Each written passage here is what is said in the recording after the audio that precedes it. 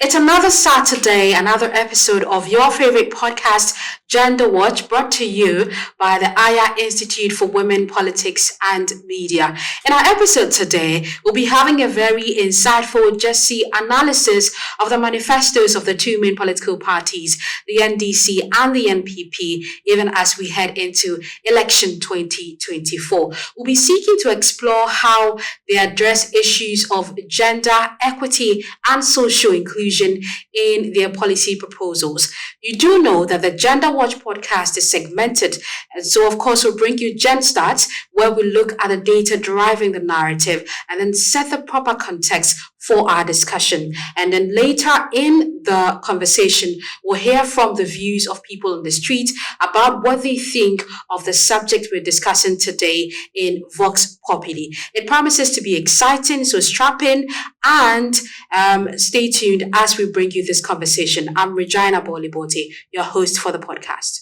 So let's meet our guest for today. Our guest for today is a gender inclusion specialist committed to the legal rights-based approach that puts the rights of women, young girls, as well as women and girls with disabilities at the heart of our programs. She is a 2010 advocate of the Human Rights Advocates Program of the Columbia University and holds a Master's in Studies degree in International Human Rights Law from the University of Oxford, United Kingdom. She's also the acting executive director of FIDA Ghana. Our guest for today is Madam Susan Aite. Thank you very much, and thanks for having me, Aya Institute. Yes, I'm so pleased to have you here. So the NPP in 2020 captured its promises and policies as far as gender is concerned under social protection on page 160 of that manifesto. And in that portion, the party said that it is the only party with a proven track record in designing and implementing social protection programs that have provided much needed support to the vulnerable and disadvantaged in Ghana. It goes on to list, for instance, a social protection single windows citizen service, also the Ghana National Household Registry. And then it promises that in the next 4 years, it will institutionalize and combine the Ghana National School Feeding Program and the major flagship social protection program databases and link them to the National Identification Card to create a single registry system. And then it says, according to the party, that this will help manage both the selection, identification, and provision of social protection services and benefits to the vulnerable and disadvantaged.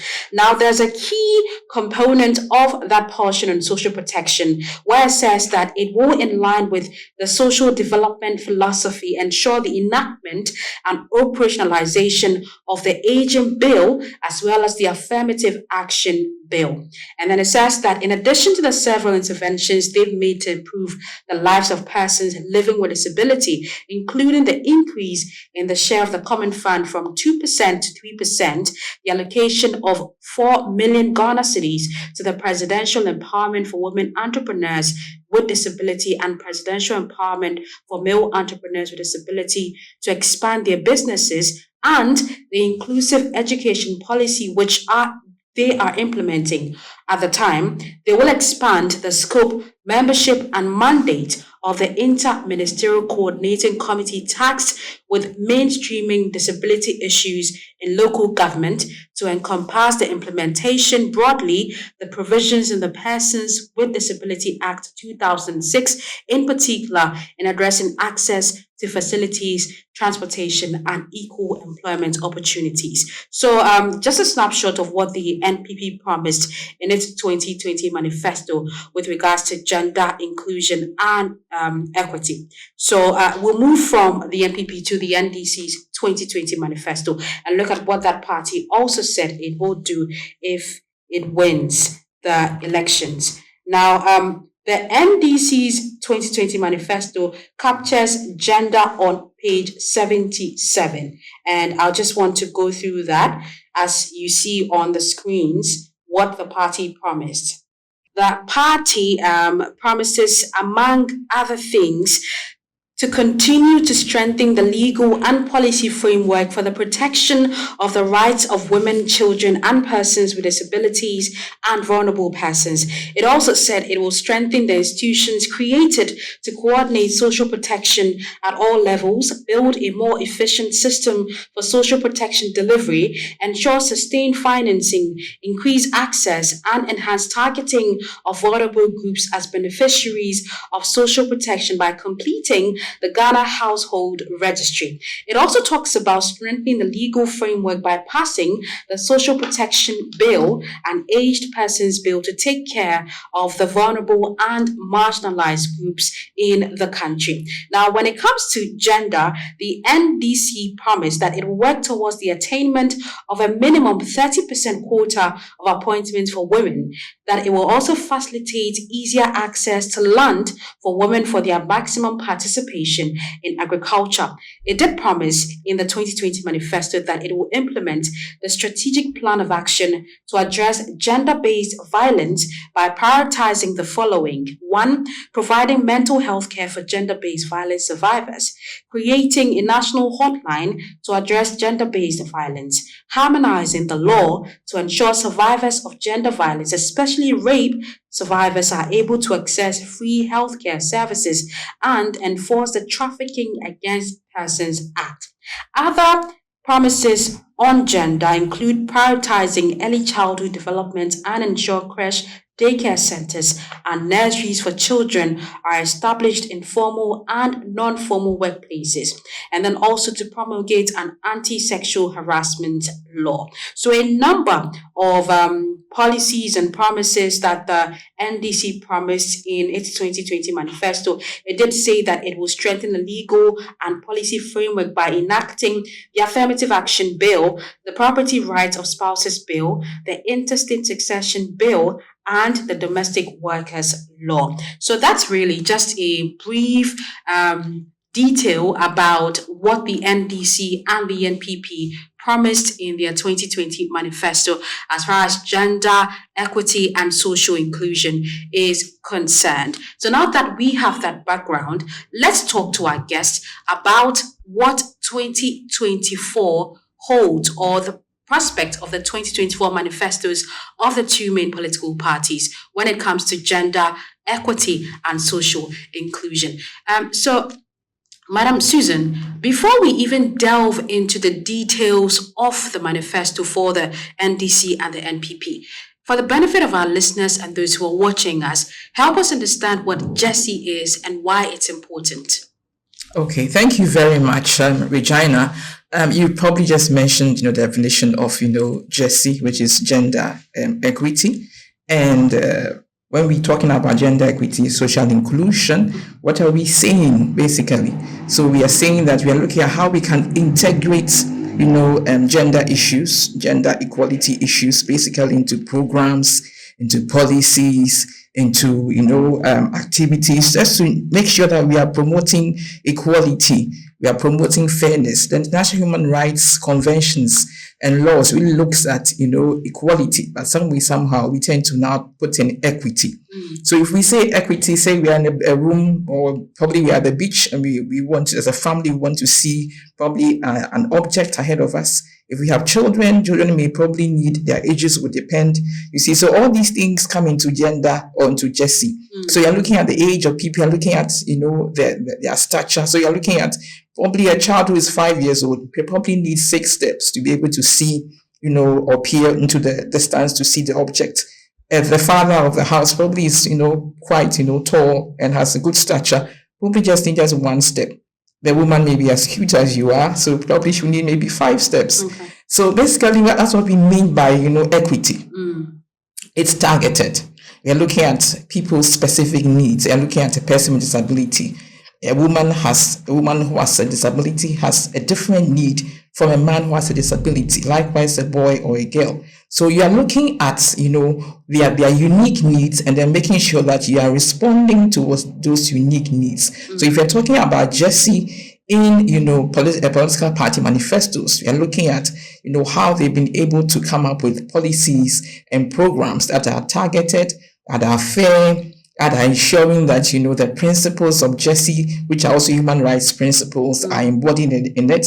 So we are looking at non-discrimination, and looking at, equality, and looking at, participation, and also looking at empowerment, and looking at accountability. So are these principles, involved, basically, or are they integrated in political party manifestos? So those can be our criteria that we want to, use to look at it. And they're all human rights, principles.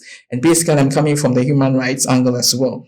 And so I would say that, over the years, it has not been that great, because I was looking at, a scorecard that, Abantu for Development was looking at. And this has to do with the manifestos and how GESI focused. Exactly. They termed the gender responsiveness or political party manifestos. And they looked at, 2004, and basically the scoring was from 1 to 3. So 1 was low, 2 certainly midway, and then 3. And you find out that from 2004, you find out that, they were scoring 1.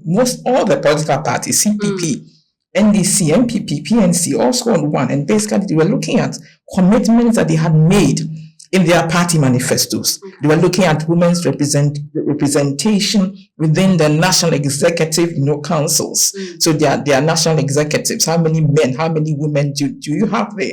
They were looking at primaries and nominations. They were looking at actual representation in parliament. And they were also looking at appointments of women in public office. Then lastly, public policies on women, like you just read. So basically, if you look at 2004, it was very poor. I mean, all the parties which was looked at, CPP, NDC, NPP, PNC, they all scored 1 on all these, commitments. If you also look at, what they had, because we're a little bit back, 2008, there was just a little bit, of a change for, I think, MPP when it comes to women's representation within the political party executives. They scored 2 there. Apart from that, everybody else scored 1. And so if we want to go to 2012, the same, story, basically CPP, because they had a chairperson at that time that was a woman, Samia, they scored 2, and then MPP again scored, 2. Then when you come to appointments of women into public office, the NDC, scored 2. So basically between 1 and 2, with 1 being the majority, is what we scored, or what Abantu scored, or for the political parties based on the criteria we have mentioned. So we haven't done, too well over the past years. But going forward, if you look at what we just read in 2020, you saw a marked improvement. So I'll tell you a story. I mean, when I was working in the media space, I actually had the opportunity to interview, the incumbent parties at that time. They are, I think, the general secretary. So I was asking him, at that time, I didn't know even much about, the issues of gender and politics, but I just thought, let me ask, him. And when I did, he just kind of hung his head shamefully and said, oh, well, so I knew that there wasn't much there. And I really persisted. I asked one of, our reporters to go follow up, and still there was none. So you just know that, we've traveled a long way, basically. From the 1 pages. Exactly. And then, of course, the political party manifestos were just 1 pages.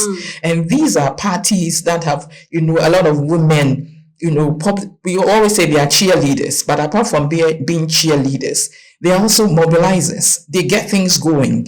So why are they not represented in political, party hierarchies? And that's a question that I'd like you to attempt answering. Why has the focus not been on gender equity and social inclusion? Why does it seem like these issues are relegated to the background in these manifestos? Right. So I believe that it has to do with, gender blindness. The fact that many of the political parties at a particular time were gender blind. And it's not for the fact that civil society had not really, highlighted this. There was a political party, Women's Manifesto, that was also spearheaded by women's rights groups. Abantu led it.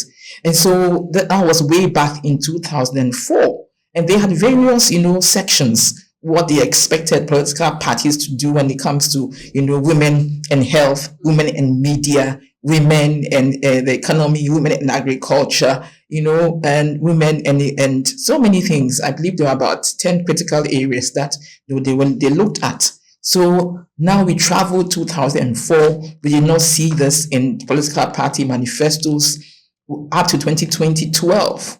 Then 2020, we begin to see a shift and a change. So, like I'll say, gender blindness, but then I believe that as civil society actors, really persisted. Then, of course, there were also international, human rights instruments and laws that Ghana has actually signed on to. So when you go and present your report, your country report, they see the gaps and then they make recommendations, to the state parties that you need to improve upon, certain areas. And sometimes some of these things are even linked, to your ability to probably attract donor funding as, a country. So I believe some of these things have shaped, the transformation that we are seeing and the shift that we are seeing now. And of course, we have come up with data that is showing us that Ghana is way behind, basically, when it comes to women in political party representations. And if you look at the general, data, you see that we've had 40 women and we have 275 out of 275 people. And I always use the educational classroom concept. So if you have 275 people and 40 women will make up one class. And the rest divide by 40, you could have 6 classes of men. So for people listening, this is how, I tend to want people to look at it and see the imbalances. So we are talking about GESI. This is a big area where there's a huge imbalance. And if you look at even right now, the National Executive Councils, you look at the number of women. Yes, NDC has nine members. Basically, nine members, but 3 are women. Okay. And if you go look at the NPP as well, there's a similar thing. And you'd find out that you'd probably have the 3 women showing up because most of the time their second, vice chairpersons are all women, both parties. Then you have their women's organizers. Now you have a woman organizer, you have a first deputy and a second deputy, and they are all women. So these are the spaces that they are occupying, basically. So if it comes to general secretary, comes deputy, even find them there, And I remember when this political party, came to power, MPP, when they had, they appointed regional ministers, they were all men initially. And there was a lot of outcry, basically from civil society that, come on, you certainly, have made certain promises to us. So how come we are only having regional ministers who are men? And now we've seen a little bit of, a mix, but even still, there's a majority of them that are really men. So if we would want to ask the question why, then we have traveled a long way. It has been so poor. We are actually picking up a bit. And if we start looking at, the details of some of the things that they are both outlined, we can then see that there's been a vast improvement, over the years. Okay, let's do that now. Okay. Let's start with the opposition NDC. It's 2024 manifesto. Yeah. And let's look at the various policies and promises outlined in there as relates to gender and social inclusion. Okay, so if you have it, you can also open to it to help because a laptop is just now waking up. From a little bit of a comatose, basically, yes. So, if you look at the NDC, you would find out that they have, I think it's on page 115, because I'm actually taking the lead from you because you tend to mention the pages, yes. and that's good, so yes, that those yes, who are watching listening. Yes, and there's quite a lot of, policies and programs that seem to be very much gender compliant or GESI compliant, I should say. Okay, so I look at education basically, and education I looked at what NDC wanted to do, and I found out that they had 14 focus areas, and the first 5 areas basically were focused on persons with disabilities, which I thought was quite fair. So it ranges from actually looking at no academic fee policy for people in first year at the tertiary level. However, we have also been cautioned that, when they make these promises, we need to ask ourselves, how are they going to fund it? Basically, that's very crucial. Yes. how are they? Where is the money coming going to come from? So I looked at something that CDD had written, and CDD actually is telling us as voters that we should not just accept the blanket promises. We need to probe further. It's unfortunate that we are not having debates amongst, the political, parties, basically. So these are areas that, we could actually pinpoint and highlight. If you say that you are going to rehabilitate, special education schools, how are you going to fund it? Where is the money coming from? And then you are looking at free tertiary education also for persons with disabilities. That's great. Now there's a focus on, inclusive and special, education. We are looking at integrating persons with disabilities into regular education systems. How is it going to be done? We are looking at, early screening of pupils and support children with persons with disabilities. So basically, it's fine, it's perfect. And I believe that there's even a place, because the computer is still opening, where it's looking at even speech and language behavior. So we are talking about sign language, which is a big issue when we work with persons with disabilities. And for the deaf, it's a big area, basically, because you would go into a medical facility, and as a woman, once said, she said, she had to point to her tummy because she couldn't speak. Nobody else could, probably understand sign language. So she probably even may not be even adept with sign language, because not all of them, have that particular education. And she points to her stomach there's a pain there, and she's pregnant. She was just given medication, and the medication aborted the fetus simply because there was nobody available to communicate. If you look at access to justice, they will not report cases because when they go to the police stations, they are asked to go and bring sign language interpreters. And so there's a lot of impunity amongst them, basically, because then the men know that, if I harass you, either physically or in any other way, you would be asked to go and bring someone who would interpret, and you will not get anybody. And so I'd run away with it.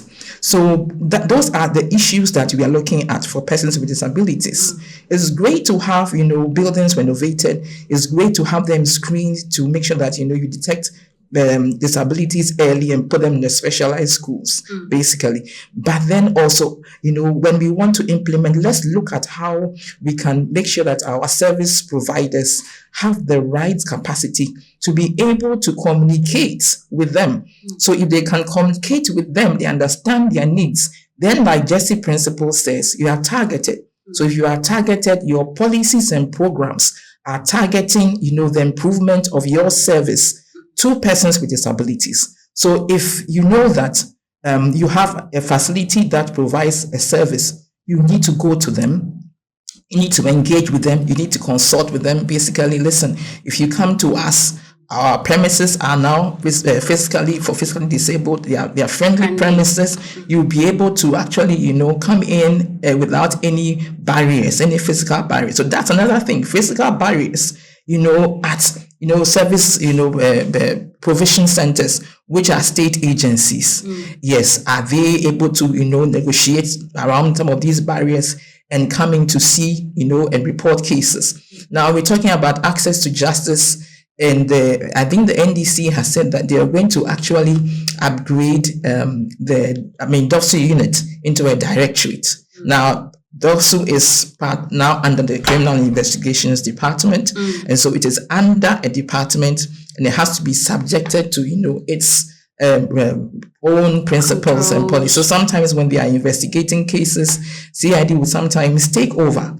Then so when we have actually come up, civil society have actually said that it's very important and critical that you upgrade, DOSU to a directorate. So there's a director who is now responsible in making sure that they are not independent, of course, but there's a certain level of, independence that will allow them to be able to work without, some of these frustrating bureaucracies, which is excellent. Now, when you come to the affirmative action, bill, which the NDC missed out on, in 2020, now they are also looking at implementing it. Okay. According to the Affirmative Action or Gender Equity Act in 2024, there has to be what we call a gender, committee. So that gender committee basically is actually going to be responsible to provide, certificates to state agencies and the private sector that are actually, gender or that are compliant. Exactly. Okay. And so there's a lot of work that the gender committee is going to do. And it also requires resources. It requires competent, staff, not just job for boys or job for girls, as sometimes we are, we are confronted with, you see, and they are committed also to making sure that they can implement that. And besides that, you also have to give tax exemption certificates. For instance, the private sector, how is it going to work out if you are given a tax, prevention certificate? What are the exemptions that you can actually enjoy? Now that those fine details are not yet, available. So that's what the committee will be working on. So the committee, amongst others, will be working on some of the areas I'm trying to remember off the top of my head because my laptop isn't opening. So basically, when it comes to, access to justice, when it comes to talking about a legal and a policy framework. And I think that, we've always said that Ghana is quite heavily, legislated. But then when it comes to sexual harassment, there's no specific law because you need a law that can define sexual harassment. You find components of it, in other, laws. So for instance, Domestic Violence Act has a little bit, the Criminal Offences Act also has a little bit, okay? So then you need to have a law that is able to harmonize all these definitions. And encompasses all these bits and pieces. Exactly. And so it helps, people who are, victims or survivors understand that whatever action a man or a woman is taking towards me can't be defined as sexual harassment because it's not just men who do it. We have women also who do it.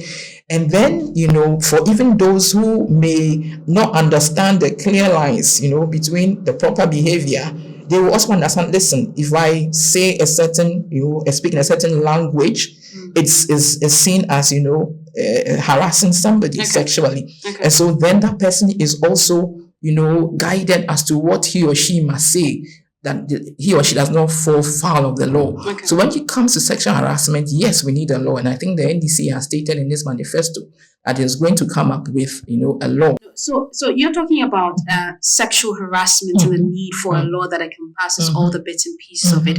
And because we're discussing the NDC's 2024 manifesto, I think I should mention this. They say in that manifesto that they would establish 16 regional shelters with comprehensive support services for victims of gender-based violence. And they also talk about developing a survivor's care kit for victims of gender-based violence, including free legal services, medical examinations, emergency contraception, HIV, prophylaxis,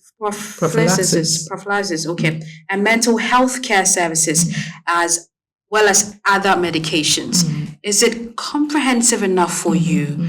Because we're speaking about access to justice and then sexual harassment in particular. It is, but my big question is how are they going to fund this? Basically, it's brilliant. We don't have shelters. Basically, the shelters we have in this country are private owned. Yeah, private owned. All of them are based, in Accra. There's only one or two within, I think, Wa and some parts of, the upper, I think, the northern region, basically, yes. Which is, I think, Action Aid actually put that up, yes. And so we don't have much shelters at all. And the government has not put up any shelter. It tried, but we haven't seen, the light of day because there's supposed to be a domestic violence victim support fund. That fund, has, nothing has been in for since it was actually established. And this was, law that came into effect in 2007, basically. And if we need a fund that, should be able to take care of, survivors of domestic violence, that fund sits in Accra. So if the NDC now wants to have 16, shelters, basically, then we also need to have a fund in all the, 16, regions to ensure that nobody has to come down to Accra to access it. Now, even accessing the fund is also another bureaucratic process. So how do we make sure that we can help, the vulnerable access such a fund without having, making them or letting them to go through all these bureaucracies. Which will end up worsening their conditions. Somebody has to write a letter before, if the person has suffered a rape, if, a child has been defiled, when are they going to, get access to this money to be able to take care of, their own needs? Now, it's comprehensive enough in the sense also that it's being done. At least we have seen that there's a one-stop shop shelter, which, is at the police headquarters. It's only, like I say, in Accra.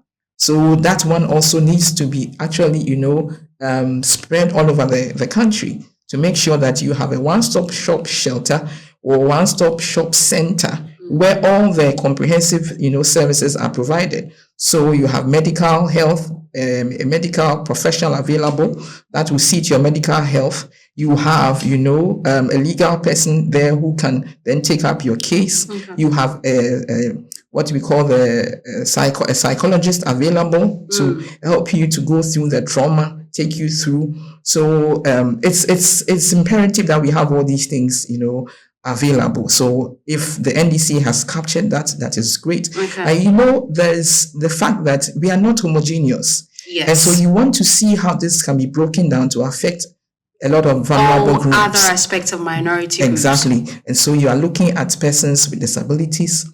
I think that has to do with the question with how intersectional these policies are. Exactly. So they do have, something for the aged. They want to pass, an act or a bill or so. Then they also want to focus on geriatric. Is it geriatric care? Yeah, that's, I hope the medical people will pardon me. Yes, so that is basically looking at taking care of the elderly. Okay, so that is great. That is fantastic. Then if you look at their economic provisions as well, which I also, think it's great. But I always say that if we want to come up with a women's bank, we've done it before. So if we want to have a women's bank, how are we going to actually, make sure that we don't make the same mistakes we've made in the past? So women's bank that will attract, loans with low interest. Are we going to make sure that the bank doesn't get affected in such a way that, the Bank of Ghana will say it has low recapitalization, and so it's going to shut it down like it has done to some of the banks already. So we need to really plan this well. And to make sure that even we move women from micro to macro. We've always, focused on micro. So if this is going to help them move to macro, that is perfect. Okay. Now, basically, when you're looking at, I think was the NPP is looking at preparedness because they were empowered when this COVID thing came up. So as the NDC also needs to make sure that it has, policies and programs that, will make sure that the country is prepared if we have to go through any pandemic, basically, because women were the ones who had, who experienced a lot of issues, during this pandemic. And so I know the NPP has a lot of, activities focusing on digitalization, but we need to make sure that women are also actually caught within that group, because we know that there's also disparities when it comes to women accessing, digital, stuff. So my final thing, which we can't do all, but there's also something that NDC has on launching, I think, where women in agriculture, So they're promising to launch a women in agriculture initiative to promote young women's participation in agriculture by expanding access to land in agricultural zones and financial support. Exactly. And that is another thing, which is also the intersections, taking care of young women. Okay. But we need to also make sure that that promise can be realized if we can get in some countries. For instance, in Kenya, they have what they call land banks. So the women work in cooperatives and they have access to land. So they can work on it, as a cooperative, basically. So if we want to go that way, then we must make sure that, women can, or young women can have access to land, access to a capacity building, probably training programs, because when you're looking at GESI, empowerment is one of the principles, basically. So how do you build capacity of young women to be able to engage in agriculture in the modern way? That because it's still old fashioned, you're running away from it, basically. Now, I'm also very particular about this because we've done some work in the fisheries, sector. Now, you will be amazed that you have women who are actually owners of, fishing vessels. Okay. That's one. Two, you have women who actually also sponsor fishing expeditions. If you look at the amount of fish that we consume in Ghana, it's between 450,000 and 440,000 tons. And fish makes 60% of our diet and actually provides $1 billion as annual revenue. And so we need to look at where women are concentrated. If we have women concentrated in fishing, which we do have, because they may not go to sea, and of course we are hearing the bits and pieces of information that some of them even are able to join the fishing crew and go out for the fishing expeditions, but generally it's not something which is really allowed, but we are hearing that. And so if we see that women are in this particular space and they have that capacity to be able to sponsor fishing expeditions and they are able to own boats, then it means that we must make sure that our policies and programs are not just going to be gender blind, but they'll be specific targeting these women to make sure that they can improve upon what they have. Okay. Now we are hearing that when they even sponsor the fishing expeditions, the men don't want to pay. That's from the research. Yes, and that is something that also needs to be looked at. Okay. How do we help women to negotiate, repayment of loans? So there's a lot of GESI things that need to be done. Basically, there's like I'm saying, it's an improvement. So if we want to critique constructively, then we must admit that both parties have come a long way. Some are actually quite detailed. Some of the things NDC wants to do, it's quite detailed, which is good, and which is also good for monitoring and measurement purposes. We will be able to measure that this is what we promised. 16 shelters. Have you been able to do it at the end of 4 years or 8 years? If you come to power. That bit, I think the principles of GESI, accountability that you've mentioned, exactly. That's where it comes exactly. in. Okay. Exactly. So I'm pleased with the kind of analysis we've had on the NDC's manifesto promises as relates to gender. And shortly we'll talk about that of the governing NPP. But any final comment on the NDC manifesto before we move to that of the NPP? I think that it's quite comprehensive enough. There are a few things that they may have to actually break it down, but I am believing that the time will come. If they come to power, we should be able to actually get them to break some of the things that they have actually intimated that they would do down, so we can actually know exactly what they're going to do. But so far, I think so good. They are looking even at enacting more laws apart from the sexual harassment law. I've seen that there's also a domestic workers bill. I know also that the interstate succession law has been amended, and so there's actually also incorporated that. Then this thing about the Ghana Household Registry has kept on coming up, basically. And I'm just wondering why both parties have not been able to do much about it. Because if they were able to do a lot about it, when it, came to providing support for vulnerable groups, during COVID, it would have been done in a very targeted manner. And even with the implementation of the LEAD program. Exactly, you see. So that is something that needs to be done. It is urgent and needs to be done. Okay. I see also that appearing in the MPP's manifesto. So when we move to that, we would also, look at it. But I think that I like the way the NDC has also actually captured, the GESI issues under just one big heading of, gender and social protection, which allows us to see at a glance basically what it is that, they really want to do.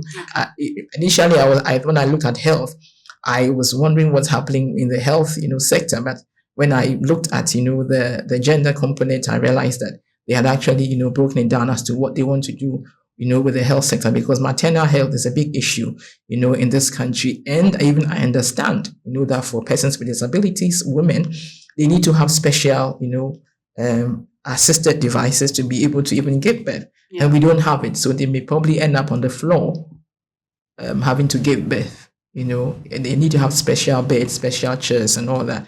And these are things that, we need to come up with. Okay. And you could also see that there has been a certain level of engagement and consultation, which is what we are looking at when you come to GESI. You need to make sure that the people that you want to help participate in the policies that you have actually, or the policies that you want to enact. So you can't sit in an office and then pick a pen and push anything. You need to really make sure that you understand the peculiar needs of every, sector, and make sure that those needs are met. So children are also, incorporated in there. I'm seeing the elderly, I'm seeing Kayaye, I'm seeing, quite a few, intersections that have been actually, incorporated into, the gender component, which like I say, will make it easier for, civil society groups to actually hold them accountable for the things that they have placed within the political party manifesto. Very well. We're speaking to Madam Susan Aite. She is the acting executive director of FIDA Ghana. We're looking at the manifestos of the NPP and the NDC, trying to analyze from a GESI point of view. GESI is gender, equity, and social inclusion. We've actually looked at the NDC's 2024 manifesto. We will shortly move to the NPP 2024 manifesto. But for now, let's hear from the views of people on the street about this particular subject. How gender responsive are the political party manifestos, even as we head into election 2024? This is the Gender Watch podcast.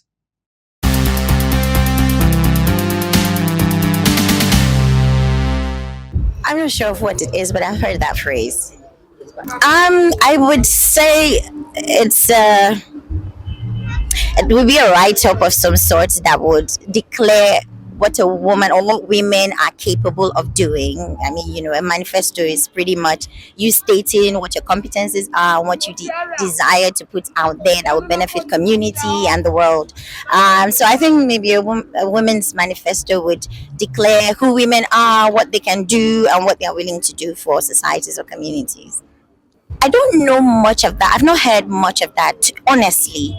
I can only tell you what my experiences are as a woman who would want to lead and who some way somehow, even though in a small scale, some way somehow I always find myself in leadership roles. And what I would usually hear is, oh, you're too strong.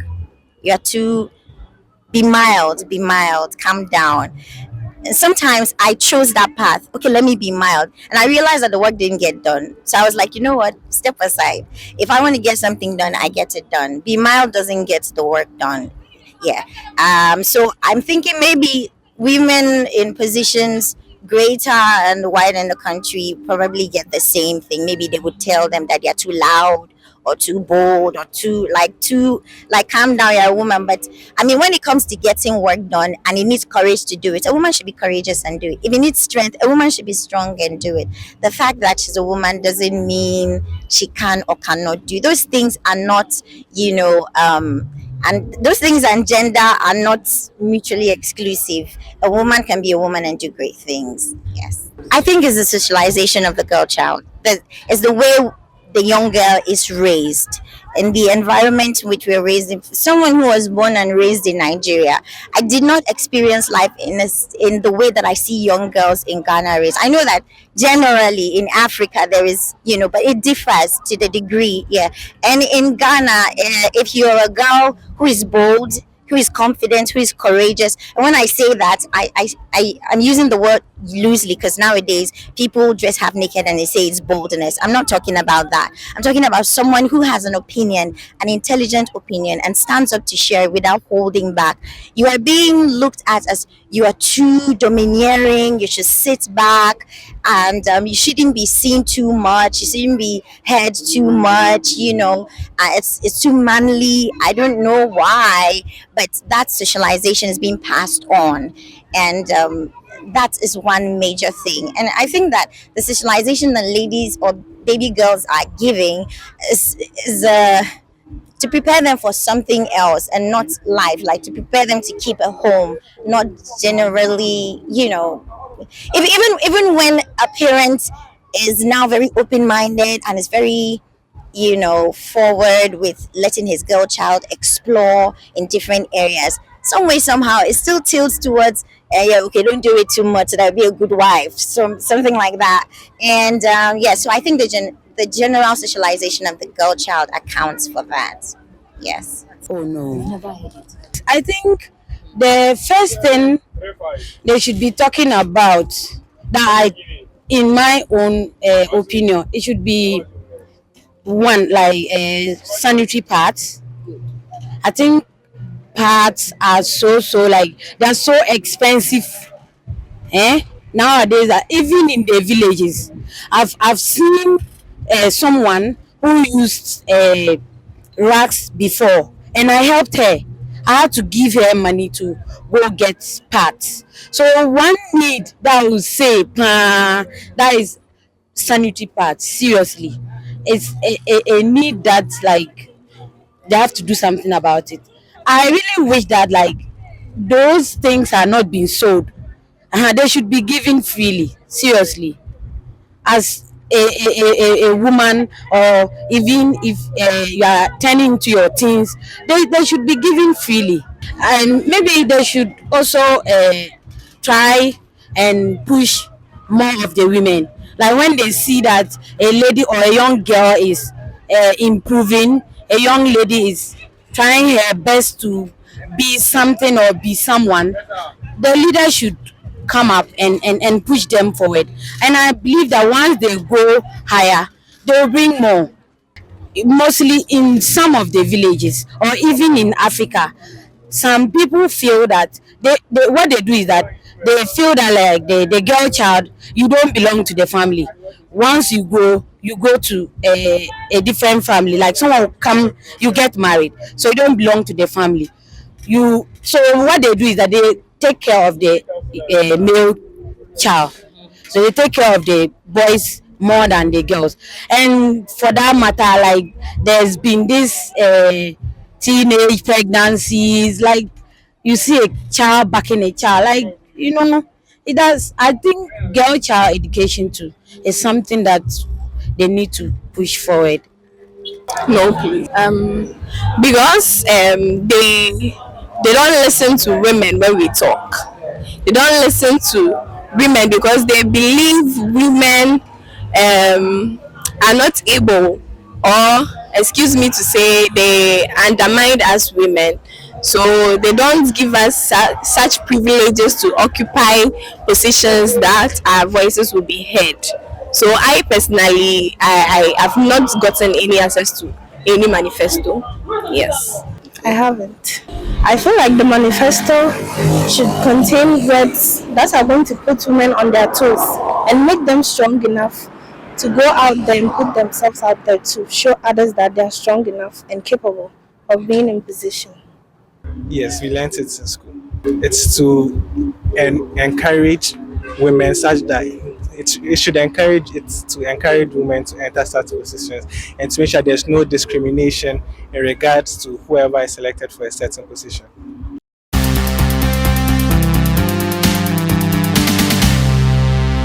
So you had the very interesting takes on our topic for discussion. A lot of the views there, a depiction of our reality as a country. Don't you think so, Madam Susan? Exactly, and I'm quite pleased that quite a lot of young people were actually interviewed, and basically you would realize that they are quite aware. Their level of awareness is quite high. There's a little bit of course, maybe wrong perceptions, because you can have a woman actually who is in a place of authority but is not gender sensitive. And a typical example, I'm going outside Ghana, is Margaret Thatcher. If you read her biography, you will understand why she also has that particular attitude, because she came from a good home, basically. Her father was into politics, and her father would take her along to political party meetings. So that's how she groomed herself. That was how her father groomed her. And so she believes that if a woman must come into a certain position, she needs to pull herself up by her own bootstraps. So she doesn't believe in special, measures that can actually, provide the same, a uniform, floor for women to be able to really come up. She doesn't believe in having special policies. All she believes is that it's a uniform, is a playing field that everybody else, can, win the game, basically. Okay. Yes. So, but then there are issues really, which we need to look at, even when it comes to appointments, of people into positions that, Those are structural issues that So, do not necessarily vanish because it's a level playing That field. is why making appointments to certain positions that are supposed to look at gender needs, are very important, that the people have that kind of outlook and they can be more, responsive towards the needs of both genders. Yes. Okay. So it's brilliant. And I like the fact that, like I said, quite a few young people, who are actually Well, you can say that we're being gender responsive and yes, intersectional exactly. here on the Gender Watch podcast. Yes, which also, speaks to our future, that at least we have young people who are aware of these issues and who, when next time they're in power, they would actually ensure that the right things, are done. Okay. Yeah. All right. We've talked about the NDC's 2024 manifesto. We've done the analysis on the provisions therein. Let's now take our attention to the governing NPP's 2024 manifesto and analyze for the section on gender how gender responsive they are. And I'm sure you've been looking at some of the promises therein. Yeah, basically, but before we move into it, just one of our beef that we have with the NPP basically is that we had this campaign to promote, the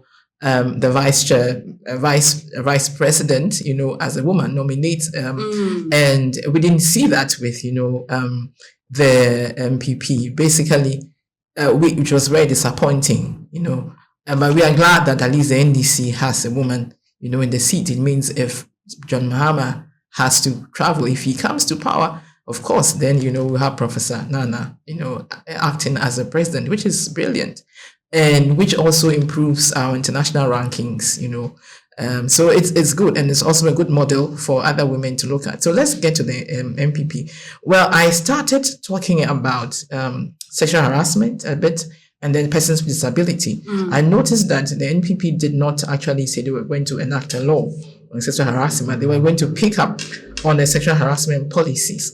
But when it comes to policies, you find that many organizations now have their own sexual harassment policies. So we will need either to have, they would want to come up with a sexual harassment policy which is national in character, or then they would also do the NDC way, coming up with, a law that actually, defines what sexual harassment is, and then the deterrent, within those laws that should be able to stop it from, really occurring. But they also have quite, some good provisions looking at, when you mentioned intersections, looking at persons with disabilities. I know I tend to talk about them a lot because of the kind of work we've done since 2007 with persons with disabilities. So every platform that I go to, I ensure that, it's integrated, we talk about them. And so they are actually looking at coming up with a law that, would come up with, I think there's a National Disability Council that they want to make into an authority. So yes, that is here. It says strengthen disability inclusion by elevating the National Council on Persons with Disability to an authority. So fine, this is good. But I also still actually, caution that we must make sure that we know where the money is coming from and how we are going to be able to, put this in effect. And then they are looking at the Disability, Act actually needed to have been reviewed way back. I mean, we are way back. Actually, Ghana is way back, and so I see that they have actually captured that. I didn't see that with the NDC, but I see that the NPP has captured this, that they are going to actually, remedy the shortcomings within the disability, bill, or what we have, a Disability Act we have now. So they will look at it again and look at how best to ensure that it is in line with international best practices. Okay. So they also looking at, recruitment of persons with disabilities for public sector recruitment, and if they come back into power, they need to do this because they were the ones who actually shut down, the toll booths. The toll booths had, a lot of persons with disabilities being employed there. And so they render them unemployed. So basically, this is what they really would want to do. Then it must make sure that they do it, and to make sure that people who have lost earnings as a result of the closure of these toll booths will be able to get back to work. And I also like the fact that they would look at working with what do they have here? They have public transportation options. And if you look in the Disability Act, there's an option where for every commercial, vehicle, you need to leave at least 2 spaces for persons with disabilities. It's not done. So when you talk to persons with disabilities who have the means, they always have to take, either Uber or taxis, which makes their transportation bill quite expensive. And basically, even when they get near these, commercial vehicles, they always say, oh, it's full. We don't have any space for you. There's a perception that they would sit in and not pay. But it's not every person with a disability who actually doesn't have the means. Some of them are, doing their own business, they're self-employed. And so they have the means to be able to actually, pay for their own transportation. So if they are able to do something like this, that would be great. And of course, we still have issues with, demarcating spaces that would help physically disabled persons, move freely. And we don't have it as I speak. In my office, we even need to do one, basically make sure that it's wheelchair accessible. Okay. So if somebody is coming and doesn't come into your office and cannot walk, the person will have to be carried, which is very undignified. And that is way, out of the human rights, principles. So these things, yes. These things you've mentioned relate to persons with disabilities. Exactly. Because we spoke about access to justice when we were analyzing the NDC's manifesto. Yes. Would like to do that for the NPP as well. Right. What are the provisions in there? So we are seeing that, they actually are going to employ more people. A legal aid commission, it was a legal aid board, and now has been elevated to a legal aid commission. They want to hire 600 full-time lawyers. So that is also another space where we need to ask where they get the money from, how is it going to be funded. That's another one. Then they're looking at something new, which is to institute a volunteer program of retired lawyers and judges, which is, I think, quite another innovative idea to support, public defenders as consultants. But as consultants, they are going to be paid. So that is also another area. It's not going to be for free. And then they want to incentivize, private legal practitioners and firms to establish pro bono, divisions. Already there's something similar going on. We have actually proposed that they should be, private legal firms should actually be encouraged to do pro bono, and it should be part of conditions or a criteria for you being re-registered. So some people are actually doing it, but it's not really enforced. So it's optional; you can do it or not. But it's something that needs to be looked at. That would help private legal practitioners to also engage in pro bono. So pro bono is free services. They've also introduced something they call a prison work re-entry program in collaboration with the Ghana Prison Service.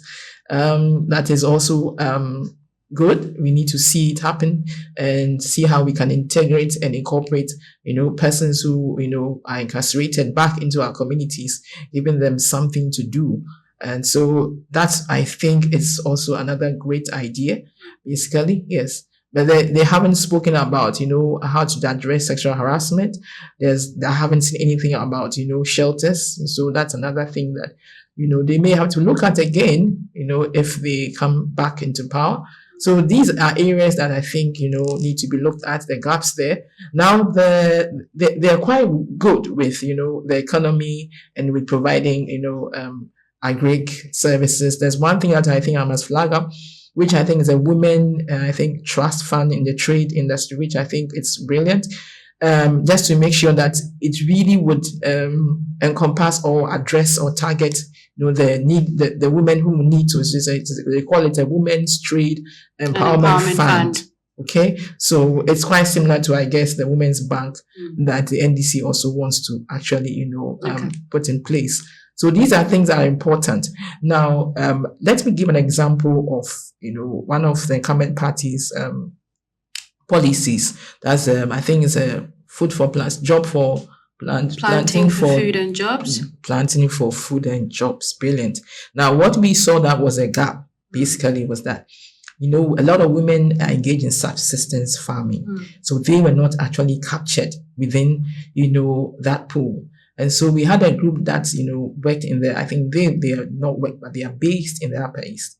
And they grow cowpeas, soya beans, stuff like that. And they were cut out entirely.